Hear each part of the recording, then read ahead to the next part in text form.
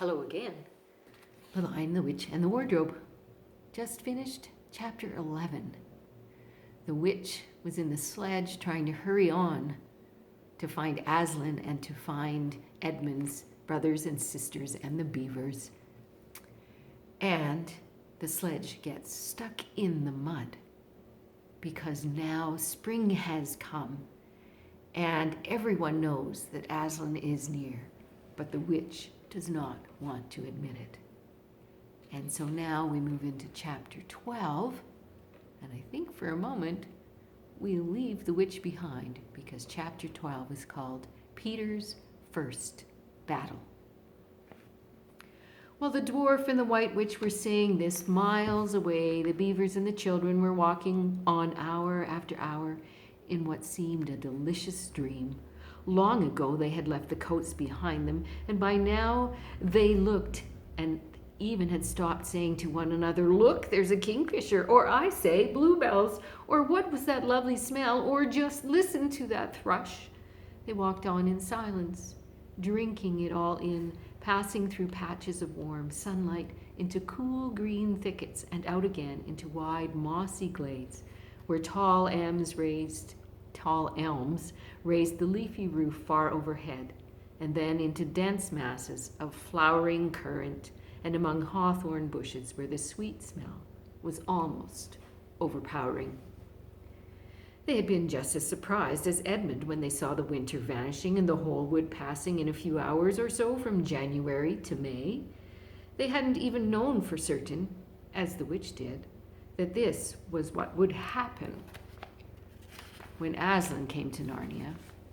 But they all knew that it was her spells which had produced the endless winter, and therefore they all knew when this magic spring began that something had gone wrong, and badly wrong, with the witch's schemes.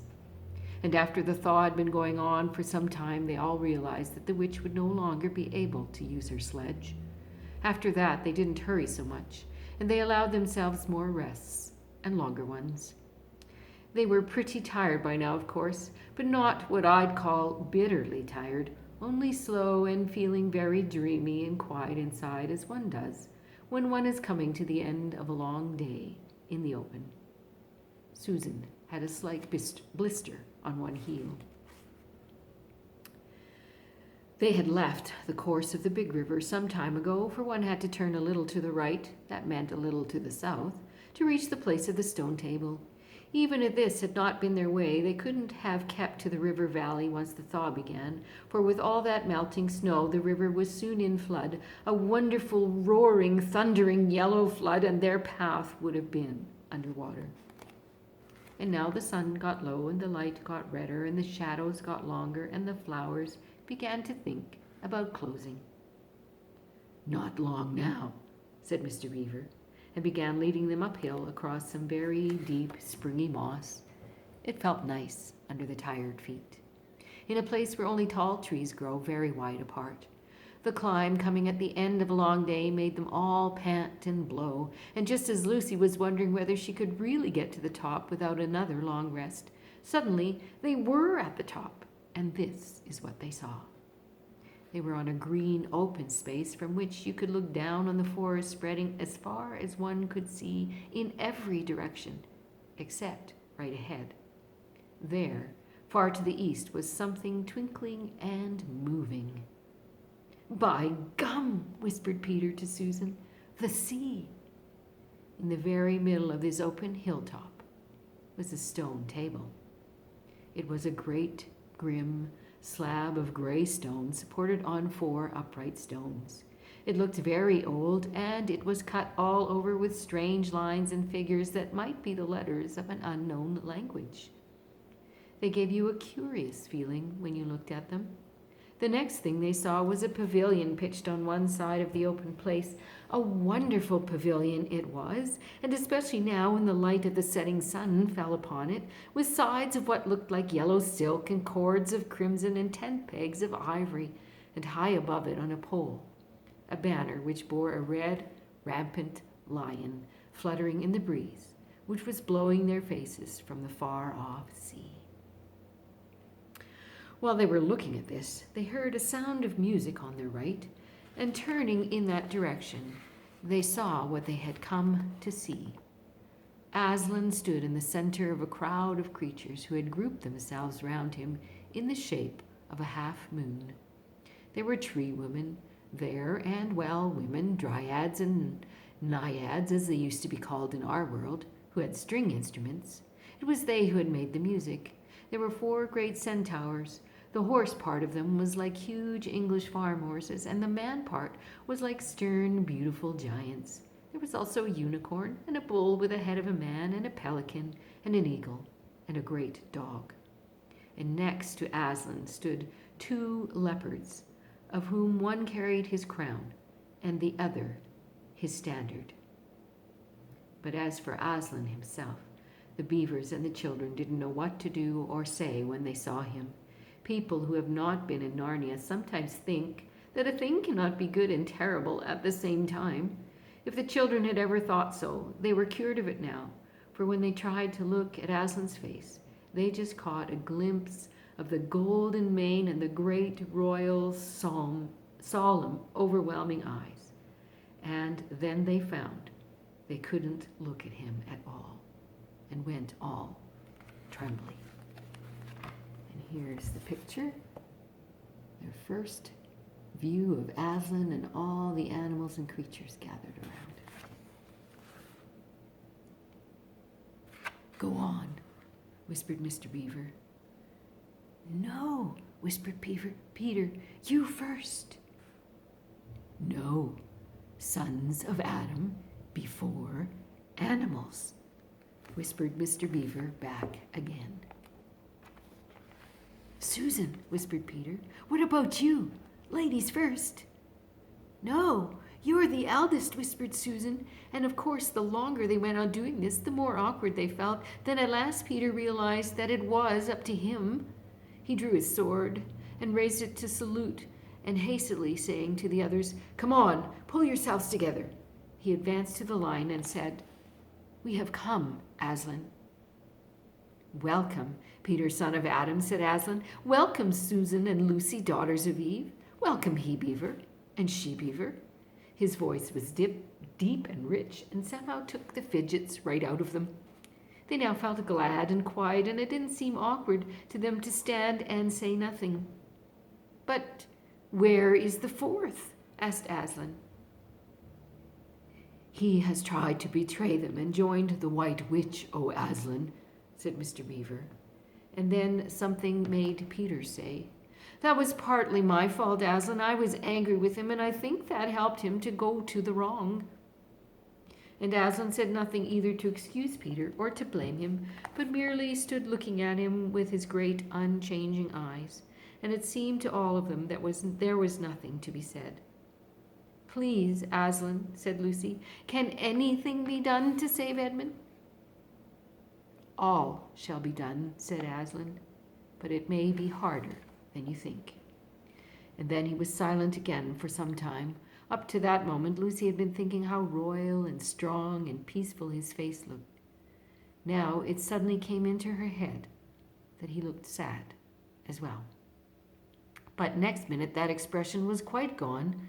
The lion shook his mane and clapped his paws together. Terrible paws, thought Lucy, if he didn't know how to velvet them.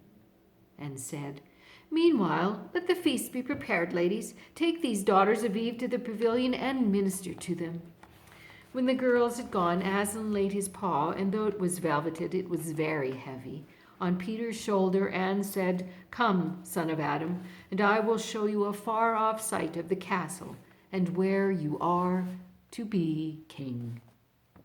And Peter, with his sword still drawn in his hand, went with the lion to the eastern edge of the hilltop. There a beautiful sight met their eyes. The sun was setting behind their backs. That meant that the whole country below them lay in evening light, forest and hills and valleys, and winding away like a silver snake, the lower part of the great river. And beyond all this, miles away, was the sea, and beyond the sea, the sky full of clouds which were just turning rose color with the reflection of the sunset. But just where the land of Narnia met the sea, in fact, at the mouth of the great river, there was something on a little hill, shining. It was shining, because it was a castle, and of course the sunlight was reflected from all the windows which looked toward Peter and the sunset. But to Peter it looked like a great star resting on the seashore. "That, O man," said Aslan, "is Cair Paravel of the 4 thrones, in one of which you must sit as king. I show it to you because you are the firstborn, and you will be high king over all the rest." And once more Peter said nothing, for at that moment a strange noise woke the silence suddenly. It was like a bugle, but richer. "It is your sister's horn," said Aslan to Peter in a low voice, so low it was almost a purr, if it is not disrespectful to think of a lion purring. For a moment Peter did not understand. Then when he saw all the other creatures start forward and heard Aslan say with a wave of his paw, "Back! Let the prince win his spurs," he did understand, and set off running as hard as he could to the pavilion. And there he saw the dreadful sight. The naiads and dryads were scattering in every direction. Lucy was running toward him as fast as her short legs would carry her, and her face was as white as paper. Then he saw Susan make a dash for a tree and swing herself up, followed by a huge gray beast. At first, Peter thought it was a bear. Then he saw that it looked like an Alsatian, though it was far too big to be a dog. Then he realized that it was a wolf standing on its hind legs with its front paws against the tree trunk, snapping and snarling. All the hair on its back stood up on end. Susan had not been able to get higher than the second big branch. One of her legs hung down so that her foot was only an inch or 2 above the snapping teeth. Peter wondered why she did not get higher, or at least take a better grip. Then he realized that she was just going to faint, and that if she fainted, she would fall off. Peter did not feel very brave. Indeed, he felt he was going to be sick, but that made no difference to what he had to do. He rushed straight up to the monster and aimed a slash of his sword at its side. That stroke never reached the wolf. Quick as lightning, it turned round, its eyes flaming and its mouth wide open in a howl of anger. If it had not been so angry that it simply had to howl, it would have got him by the throat at once. As it was, though all this happened too quickly for Peter to think at all, he had just time to duck down and plunge his sword as hard as he could between the brute's forelegs into his heart. Then came a horrible, confused moment, like something in a nightmare. He was tugging and pulling, and the wolf seemed neither alive nor dead, and its bared teeth knocked against his forehead, and everything was blood and heat and hair. And a moment later he found that the monster lay dead, and he had drawn his sword out of it, and was straightening his back and rubbing the sweat off his face and out of his eyes. And he felt tired all over. Then after a bit, Susan came down the tree. She and Peter felt pretty shaky when they met, and I won't say there wasn't kissing and crying on both sides, but in Narnia, no one thinks any of the worse of you for that. "Quick, quick!" shouted the voice of Aslan. "Centaurs, eagles, I see another wolf in the thickets, there behind you.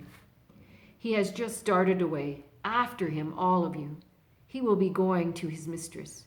Now is your chance to find the witch and rescue the 4th son of Adam." And instantly, with a thunder of hooves and a beating of wings, a dozen or so of the swiftest creatures disappeared into the gathering darkness. Peter, still out of breath, turned and saw Aslan close at hand. "You have forgotten to clean your sword," said Aslan. It was true. Peter blushed when he looked at the bright blade and saw it all smeared with the wolf's hair and blood. He stooped down and wiped it quite clean on the grass, and then wiped it quite dry on his coat. "Hand it to me, and kneel, son of Adam," said Aslan. And when Peter had done so, he struck him with the flat of the blade and said, "Rise up, Sir Peter Wolfsbane. And whatever happens next, never forget to wipe your sword." And that is the end of chapter 12. Love you guys. See you soon. Bye.